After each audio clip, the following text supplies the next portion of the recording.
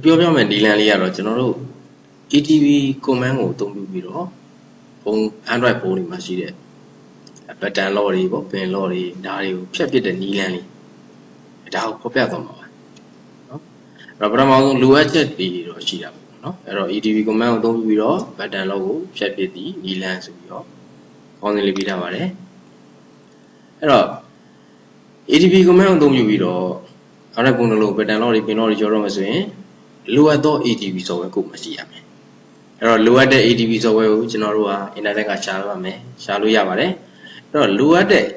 ETB command ကိုရှာမယ်ဆိုတော့အခုဆိုရင်ကျွန်တော်တို့က internet သုံးပြုမယ်ဆိုတော့ Mozilla Firefox browser လေးကိုဥစားဖွဲ့မယ်အဲ့ဒီမှာသူ့ရဲ့ website လေးစာလေးကတော့တဲ့ www.etbshare.com เนาะ website လေးဆက်လဲပါတယ်နော် www.etbshare.com အဲ့ဒီ website လေးတွေကိုဝင်မယ်အော်ဒီမှာ ETB เนาะသူ့ website လေးတွေကိုရောက်ပြီသူ့ website လေးတွေကိုရောက်လာပြီဆိုကျွန်တော်တို့ download ဆွဲဖို့လည်းဘာလို့နေမလဲဆိုတော့အခုပြထားတယ် download ဆိုတဲ့နေရာလေးကိုနှိပ်ပါမယ်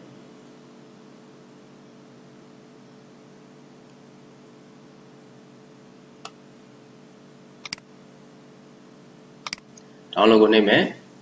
အော်အဲ့ဒီမှာတွေ့ပါပြီ ADB ဆိုတဲ့ဒီကောင်လေးဒီဖိုင်လေးအဲ့တော့အဲ့ဒီဖိုင်လေးပေါ်မှာကျွန်တော်တို့ကနှိပ်ပါမယ်ဒါဆိုရင်သူ download ဆွဲသွားလိမ့်မယ်ဟောအခုဆိုရင် download ဆွဲလို့ပြီးသွားပြီအဲ့ download ဆွဲသွားပြီဆိုတော့ကျွန်တော်တို့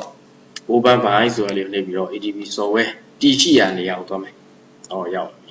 အဲ့တော့ဒီ ADB software လေးကဘာရှင်းချုံတာတွေ့ရတယ်ဆိုတော့ zip file နဲ့ချုံတာကိုတွေ့ရတယ်အဲ့တော့ဒီ zip file လေးကိုကျွန်တော်က extract လုပ်ဖို့လိုတယ်ဖြည့်ဖို့လိုတယ်အဲ့တော့ extract လုပ်ခင်မဖြည့်ခင်မှာဒီ zip file လေးကိုကျွန်တော်တို့က copy ကူးမယ် copy ကူးပြီးတော့ဆိုရင် C အောက်မှာကျွန်တော်တော့ထည့်မယ်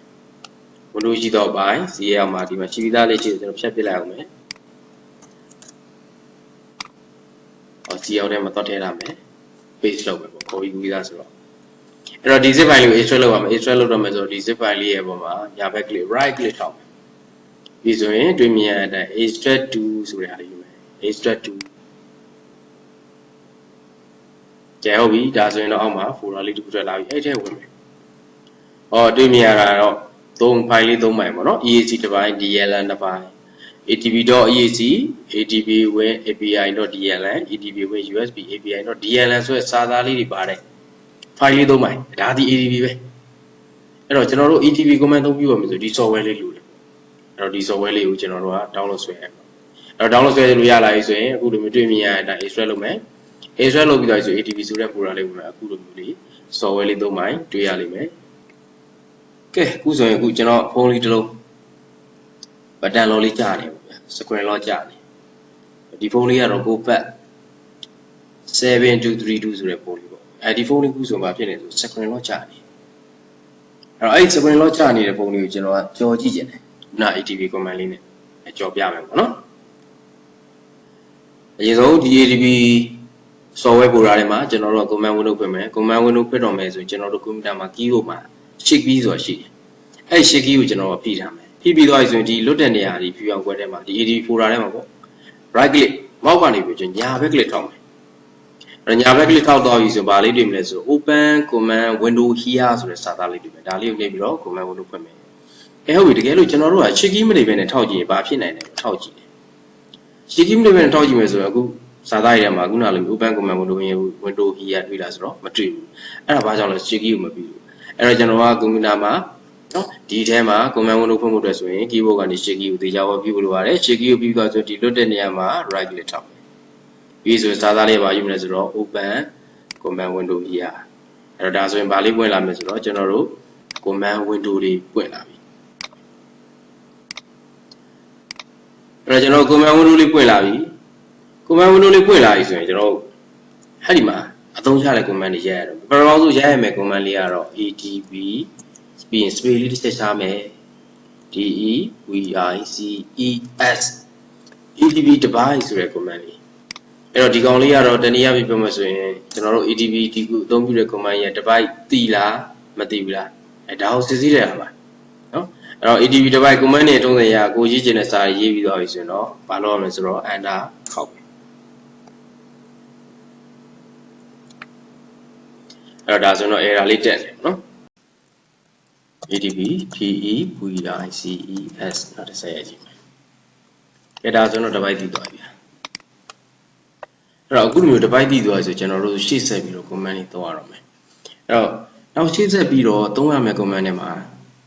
EDB တစ်ပိုက်ပြီးရင်ဒုတိယမြောက်ဆက်ပြီးတော့သုံးရမယ့် command က EDB SHEL share ဆိုတဲ့ command လေး။ပါတယ်တော့ EDB share ဆိုတဲ့ command ။အဲ့တော့ဒီ command လေးကိုလည်းကျွန်တော်ရိုက်ပြီးတော့ဆိုဘာလုပ်မလဲ။အနာခေါက်မယ်။ဟုတ်ပြီ။အနာခေါက်လိုက်တဲ့အချိန်မှာကျွန်တော်တို့တွေ့လာတဲ့ပုံစံလေးကြည့်ပါ command မျက်နှာစာမှာအခုဒီမင်းဆောင်လေးဒါလေးကိုကျွန်တော်က slash လို့ခေါ်တယ်။ဟောဒီမှာကျတော့ဒီမှာ dollar sign သင်္ကေတလေးနဲ့အဲ့တော့ဒီလို slash သင်္ကေတလေး dollar sign သင်္ကေတလေးတွေ့ပြီဆိုရင်ကျွန်တော်ဗာလဲဆိုတော့ဒါပုံတစ်လုံးလေးကိုရောက်ရှိသွားပြီ။ဘာနဲ့ရောက်တာလဲ။လူကြီးတော့ရောက်တာတော့မဟုတ်ဘူးเนาะကျွန်တော်အခု command ရောက်သွားတာ။အဲ့ပုံနဲ့ရောက်သွားပြီဆိုရင်ကျွန်တော်တို့ကဒီပုံထဲမှာလုတ်ပိုင်ခွင့်ရှိသလားမရှိဘူးလားကျွန်တော်စစ်ဆေးရမယ်။လုတ်ပိုင်ခွင့်ရှိလားမရှိဘူးလားဆိုတော့တနည်းအားဖြင့်ဆိုရင် root ပေါက်ထားပြီးသားလားမပေါက်သေးဘူးလားပေါ့။အဲ့တော့ဒီပုံတစ်လုံးမှာ root ဆက်ရရှိပြီးသားလားမရသေးဘူးလား root ပေါက်ထားပြီးသားလားမပေါက်သေးလားဆိုတာစစ်ဆေးခြင်းနဲ့ဆိုရင်ကျွန်တော်တို့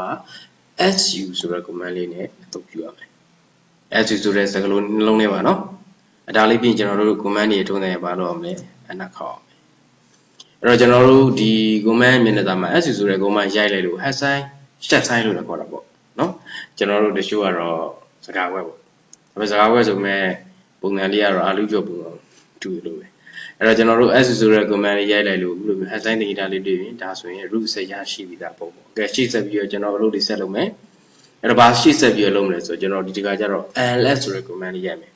အဲ့ဒါဆိုတော့ ls ဆိုတဲ့ command လေးနော်အဲ့တော့ ls ဆိုတဲ့ command လေးရိုက်လိုက်တဲ့အချိန်မှာတော့ဒါတွေ့ရတဲ့ဒီစာသားတွေကတော့ဒါပုံထဲမှာတရှိရဲ့နော် folder တွေ file တွေကိုမြင်တွေ့ရတာပါပဲဒါကတော့အဲ့ထဲမှာကျွန်တော်တို့ကအခုကျွန်တော်များထောက်ပြထားတဲ့ဒီကောင်လေးပေါ့အဲ့ data ဆိုတဲ့ folder လေးတွေကျွန်တော်ဝင်ကြည့်တယ်ဘာလို့ဝင်မှာလဲဆို pattern လုံးကအဲ့ data ရအောင်မရှိတယ်ဗျအဲ့တော့ data ဆိုတဲ့ folder တွေဝင်ကြည့်နေဆိုရင်ကျွန်တော်တို့ command တွေရဲ့တုံးစံရဝင်ကြည့်နေဆိုရင်ရှေ့က cd ဆိုတဲ့ command လေးထည့်ပြရမယ်ပြီးပြီဆိုရင် data တွေဝင်မှာဖြစ်တဲ့ကြောင့် da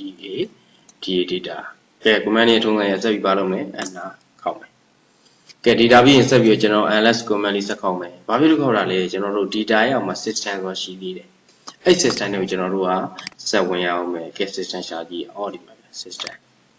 နော်အဲ့တော့အဲ့ system လေးတွေကိုကျွန်တော်ဝင်ရမယ်ဝင်ခြင်းတဲ့ command တော့အပေါ်မှာသုံးခဲ့တဲ့ command နိုင်မယ်ထုံးစံနိုင်မယ် cd ဗါတဲ့တော့ system ကျွန်တော်ကြည့်ပြီးရိုက်လို့ရပါတယ်နော်အဲ့တော့ cd နဲ့ system ကြားမှာတော့ space လေးရှားဖို့မမေ့နဲ့ချားပြရမယ်နော်အဲ့တော့ဆက်ခေါက်ပြီးရတာအဲ့တော့ပြီးပြီဆိုရင်ကျွန်တော် ls ဆက်ကြည့်မယ် ls ဆိုတာတော့ဒီထဲမှာကျွန်တော်ကြည့်ကျင်တယ်မြင်ကျင်တွေ့ကျင်တဲ့ပုံစံမှာ ls ဆက်ခေါက်ပြီးအဲ့တော့အခုကျွန်တော်တို့ကြားနေတဲ့ law လေးကဘာ law လေးလဲအခုကျွန်တော်တို့ကြားနေလို့လေ pattern law လေးဗျအဲ့တော့ဒီစကားလုံးလေးပေါ့ gesture.key gesture key ပေါ့အဲ့ဒီ key လေးကိုကျွန်တော်တို့ဖြတ်ပြမယ်အဲ့တော့ဖြတ်ချင်တဲ့ဒါလေးက file လေးဖြစ်တဲ့ကြောင့်ဖြတ်ချင်တဲ့ command က rm အဲ့တော့ပြီးပြီဆိုရင်နောက်ကဘာလေးကိုကြည့်ရမလဲဆိုတော့ဒီ gesture.key ဆိုတဲ့နာမည်လေးကြည့်ရမယ်အဲ့တော့ကြည့်ရအောင်ရေးမယ်ပြီးရင် space လေးတစ်ချက်ချမယ်ပြီးဆိုနောက်ကနေပြီးတော့ရေးမယ်ဟာလေးက gesture.key ပြီးတော့အနာခေါက်ကဲအကျိုးတရားမှုတော့ကျွန်တော်တို့ပုံမှန်ပဲကြည့်ရအောင်ဗျာကဲပုံမှန်ကြည့်မရှင်းမှာဆိုရင်တော့ကျွန်တော်တို့ဒီမှာ pattern လုံးလေးကြံနေရဒါပေမဲ့ဒါလေးကအခွန်လေးပါပဲ pattern လုံးကတော့တကယ်မရှိတော့ဘူးပေါ့နော်အဲ့တော့ဒီမှာကြိုက်နေတဲ့ရာလေးတစ်ခုခုပဲနှိပ်ကြည့်လိုက်ဒီကြောင်ကြော်သွားပြီဟုတ်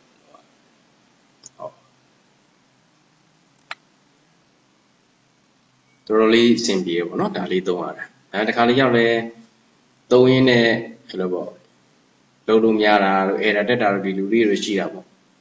အဲတခုအကြောင်းမျိုးရောက်ကျွန်တော်တို့ဒီလိုမျိုး error တက်ပြီးပြီဆိုရင်တော့ဒီ ADB လေးတွေ software လေးတွေပြန် change ပြီးတော့သုံးတာတို့ဘာလို့တော့